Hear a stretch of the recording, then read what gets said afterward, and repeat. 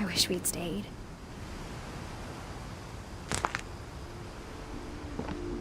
But I understand why we left. My mom ended up leaving everything behind.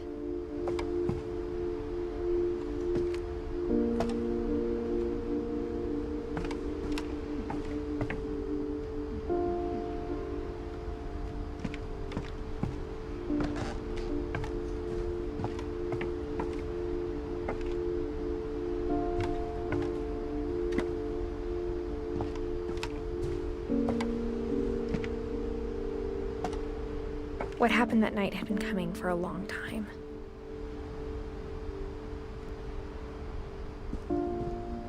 Maybe it should have come sooner.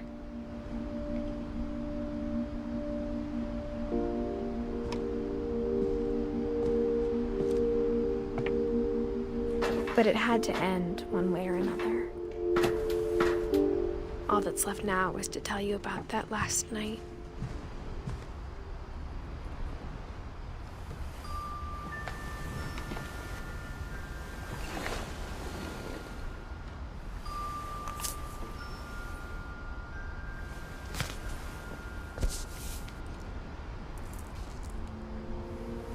That whole last day, Edie just watched us pack and didn't say a word. Until supper, when she raised her glass and said, "To our final night together, and all our final nights apart." Grandma, you know what I said about alcohol. Some of your medications are very Edith, specific. I left a present for you in the hallway. Why don't you go open it? The grown-ups have to argue now. I'm sorry, you're right. We're all leaving tomorrow. Let's just enjoy our last... I'm not leaving. Edith, you're excused.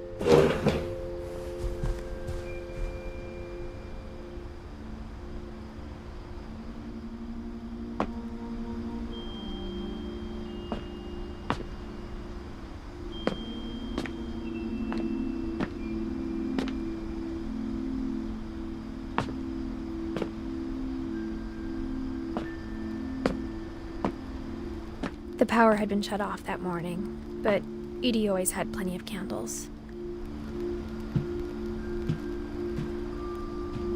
When my mom sealed the library, I don't think she knew about the other entrance. Or that Edie had a key to it.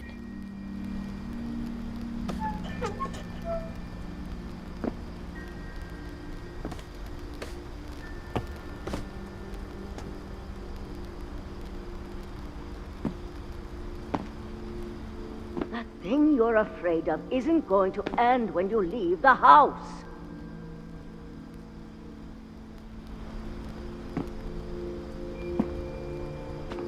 Edith has a right to know these stories. My children are dead because of your stories!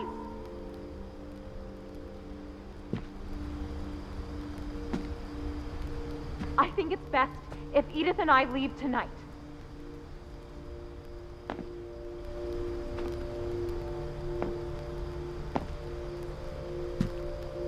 We'll have the nursing home send a van for you in the morning, okay?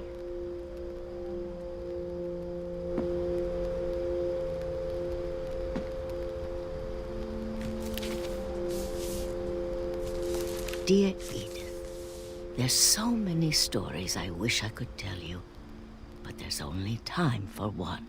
This is about what happened on the night you were born. That night, the tide went way, way out.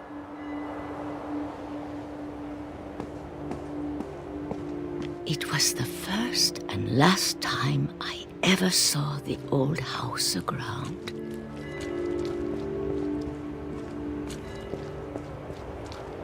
There'd been an earthquake out in the middle of the ocean.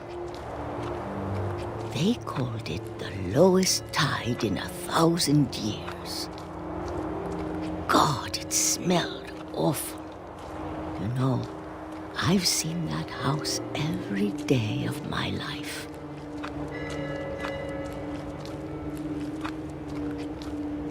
But I never thought I'd go back to it. When the fog rolled in, I lost my way.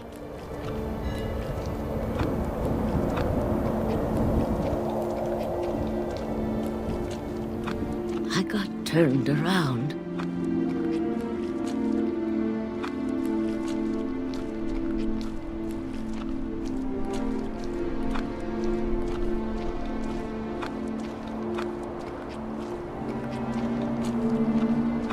For a while, I wondered.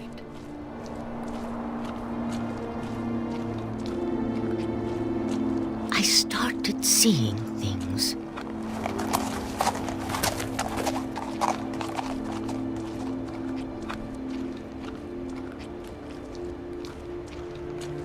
Things I'd forgotten had ever existed.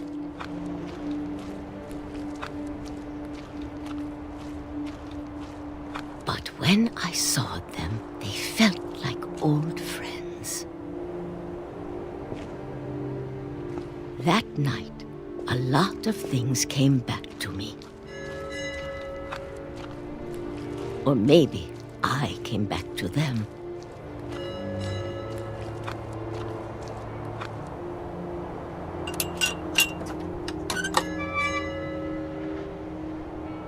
Things I can't explain, but that I need you to try and... Edith, what are you doing in here? It's mine. Edith! Mom, you're gonna rip it! Let go! I kicked and screamed, but Mom dragged me to the car. I never saw Great-Grandma Edie again. The next morning, the van came to pick her up, but she was already gone. After that, we moved around a lot.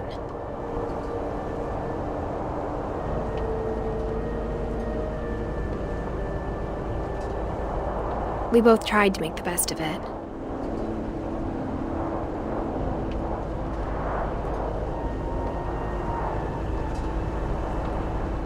A few years went by.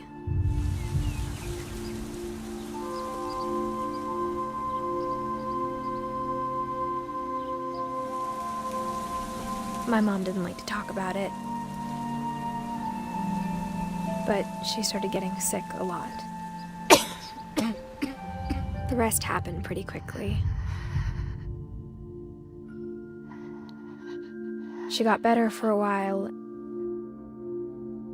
and then she didn't. And then I was alone. The last Finch left alive.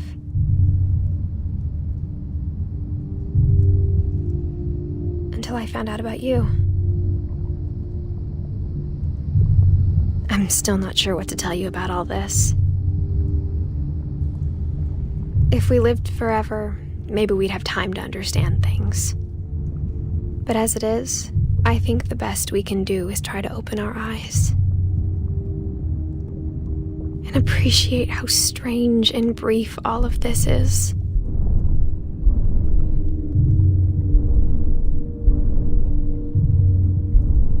This journal was supposed to be for you. But now I hope you'll never see it. I just want to meet you and tell you all these stories myself. But I guess if you're reading this now, things didn't work out that way.